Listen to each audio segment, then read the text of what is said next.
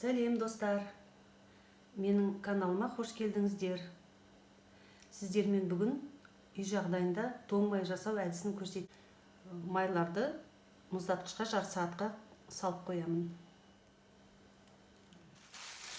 Майды алып шықтым тоңазытқыштан.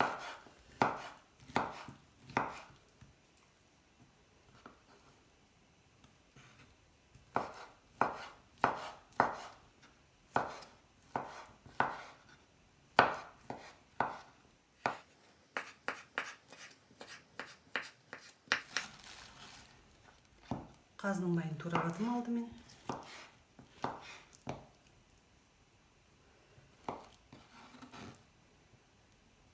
Қаздың майы өте тез ерігіш.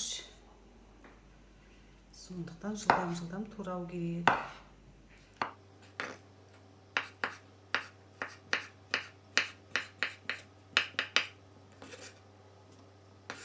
Ал енді жылқының майын тураймын. Ішінде бездері болса, міндетті түрде алып тастау керек.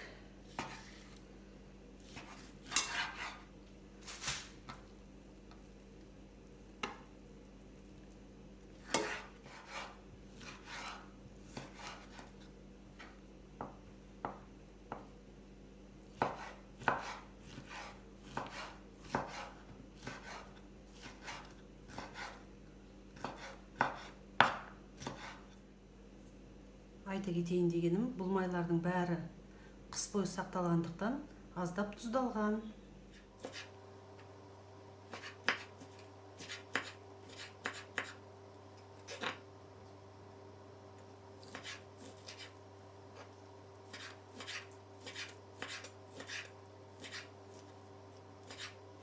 Шешеміз осындай майды шыжғырып, неше түрлі тағамдар дайындайтын. Пирожки, қуырғанда картоптың ішіне салып жіберетін өте дәмді тағам болып шығатын. Ал енді сиырдың майына көшейін.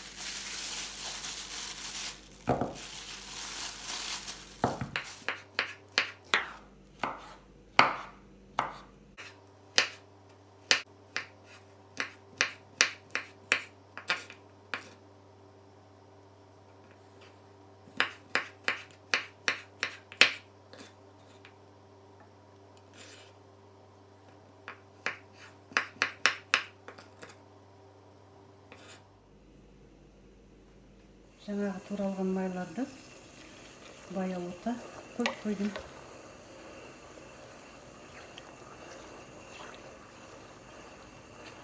Жайлап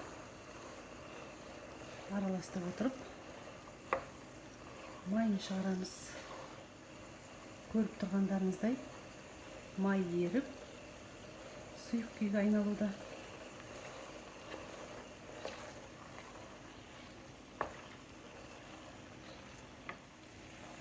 Бұндай еріткен майды тоң май деп атайды.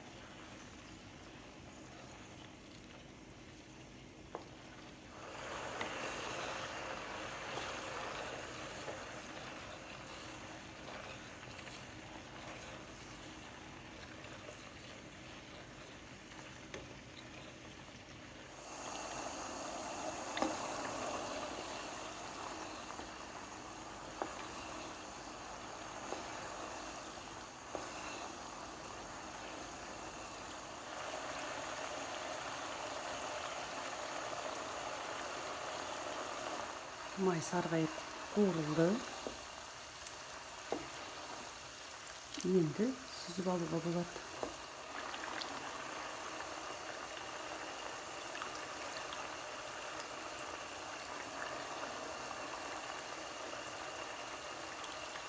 Бұл май суылғаннан кейін тоңазытқышқа қойып қатырып аламын. Міне қараңыздар. Табиғи таза өнім. Адамның ағзасына өте пайдалы. Мінекеңіз. Екі түрлі өнім пайда болды. Енді біз дәмін келтіріп тұздаймыз. Және бұрыш себеміз.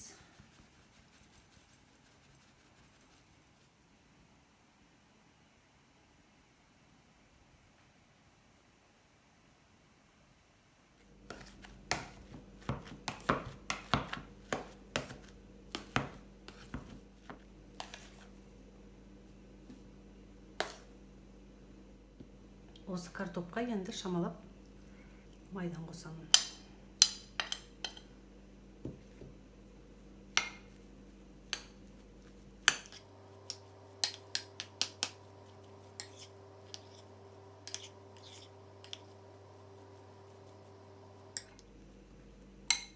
Қараңыздар, пирожкиға салатын начинкамыз дайын болды.